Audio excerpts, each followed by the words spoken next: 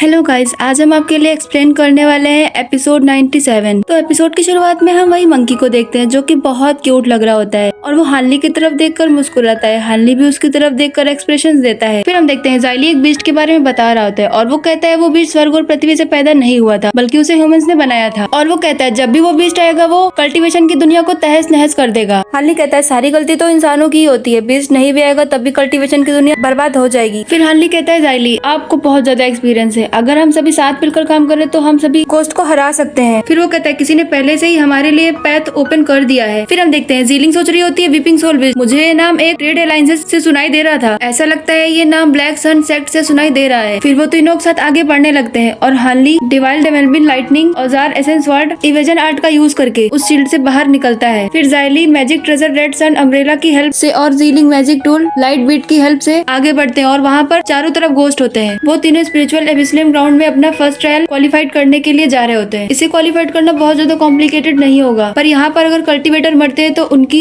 Spiritual power अर्थ पर वापस नहीं जा पाती है और वो धीरे धीरे गोस्ट और सोयर होगा। फिर ज़ाइली कहता है कि मेरे लिए बोलना बहुत ज्यादा शेमफुल है, जब मैं अपने टाइम पर पहुंचने वाला था तब मैंने कुछ लाइफ प्रोलॉन्गिंग फ्रूट्स फाइंड करने का ट्राई किया, मैंने एक्सपेक्ट नहीं किया था कि यहाँ पर इतना ज्यादा डेंजर होगा। अब मैं पीसफुल निर्वाणा में एंटर करने के लिए बाहर रहना पसंद करूंगा, यहाँ रहकर मरने से भूतों का न्यूट्रिशन बनने से अच्छा तो यही होगा। फिर ज़ाइली हानली और जीलिंग को बाय कहकर चला जाता है। फिर जीलिंग हानली से कहती है कि मैं आपको छोड़कर नहीं जाऊंगी, मैंने इस चांस के लिए बहुत स्ट्रगल किया है और मैं इतनी आसानी से हार नहीं मान सकती। अगर मैंने यहीं पर गिव अप कर दिया तो फिर मैं कोर फॉर्मेशन को पूरा नहीं कर पाऊंगी, मुझे अपना कोर फॉर्मेशन कंप्लीट करना है और अपने पेरेंट्स की डेथ का रिवेंज लेना है और मेलोडियस सेक्ट को भी सपोर्ट करना है, भले ही आज मेरी यहाँ पर डेथ ही क्यों ना हो जाए, पर मैं इसे क्वालिफाइड जरूर करूंगी। फिर हम देखते हैं हानली फायर रिपेलिंग स्केयर्ड गारमेंट को अपने पास रख लेता है और वो यू की बॉडी को वहीं पर गड्ढा खोद के दफना देता है। फिर हानली कहती है हम अपनी लाइफ जीने के लिए कल्टीवेशन आगे कंटिन्यू करेंगे, ये लाइफ तो पृथ्वी और आकाश के जैसी है, लेकिन हिस्ट्री पर नजर डालने पर इसे कौन ही अपडेट कर पाया, सबसे अच्छा जो कोई कर सकता है वो है शांति से मर जाना या अपनी बॉडी को फॉरेस्ट में दफना देना। फिर हानली जीलिंग को अपने पीछे आने के लिए कहता है, फिर वो दोनों आगे बढ़ते हैं। फिर हानली और जीलिंग एक ब्रिज पर जाते हैं जहाँ पर काफी सारे गोस्ट आ जाते हैं और उन्हें चारों तरफ से घेर लेते हैं। फिर जीलिंग इल्यूजन सोल बेल का यूज करके गोस्ट को डिफीट कर देती है। फिर हम उस पर्सन को देखते हैं जो एक मंकी के साथ आया था, वो एक बीच से फाइट कर रहा होता है और वहाँ पर काफी सारे गोस्ट भी होते हैं। हानली उन्हें देखकर सोचता है ये आदमी काफी ज्यादा स्ट्रगल कर रहा है और हम उस मंकी को देखते हैं जो कि एक बीच से काफी ज्यादा फाइट कर रहा है। ब्लैक गारमेंट्स वाले पर्सन का सपोर्ट करने के लिए एक्स्ट्रा एनर्जी नहीं है और हम देखते हैं वो ब्लैक गारमेंट वाला person magic treasure magic fire hammer की हेल्प से उस बीस्ट को बुरी तरह से डिफीट कर रहा होता है, वो उससे फाइट कर रहा होता है। हानली उसे देखकर सोचता है इस पर्सन से कोई strong dark demonic energy attached है। फिर हम उस पर्सन को देखते हैं जो कि बहुत ही ज्यादा शानदार तरीके से फाइट कर रहा होता है। तभी हानली अपनी 7 सिल्वर स्वॉर्ड का यूज करके उस पर्सन की हेल्प करने की कोशिश करता है और हम देखते हैं कि डेमोनिक बीस्ट उस ब्लैक गारमेंट्स वाले पर्सन पर काफी बुरी तरीके से हावी हो रहा होता है और वो अपनी पावर से उसे डिफीट करने की कोशिश करता है और वो बीस्ट उस पर्सन पर अटैक करने ही वाला होता है। तभी हानली की स्वॉर्ड उसे बचा लेती है और हानली सोचता है ये गोस्ट काफी ज्यादा तेजी से भाग रहे हैं, इन गोस्ट की शैडो तो गोस्ट यक से भी ज्यादा डेंजर है, ये हाई लेवल की इंटेलिजेंस वाले डेमोनिक क्रिएचर्स हैं। फिर हम देखते हैं एज्यूर शील्ड शैडो हानली की तरफ आ रही होती है तो हानली सबसे अलर्ट रहने के लिए बोलता है। फिर वो पर्सन अपने ब्लैक सन मिरर को बाहर निकालता है और हानली शॉक्ड हो जाता है और वो सोचने लगता है कि सारी प्रॉब्लम यहीं पर है। फिर हम देखते हैं वहाँ पे बहुत ही अजीब सा डेमोनिक बीस्ट आ जाता है जिसका नाम वेई वू होता है। लेवल के 2 गोस्ट को देखते हैं जो कि दिखने में बहुत भयंकर होते हैं और उनके साथ काफी सारे गोस्ट भी होते हैं और उनके साथ यक्ष और वेई वू भी होते हैं। हानली सोचता है इनका रिलेशन जरूर ही मैजिक ट्रेजर से होगा और वो सोचता है गोस्ट और डेमोनिक और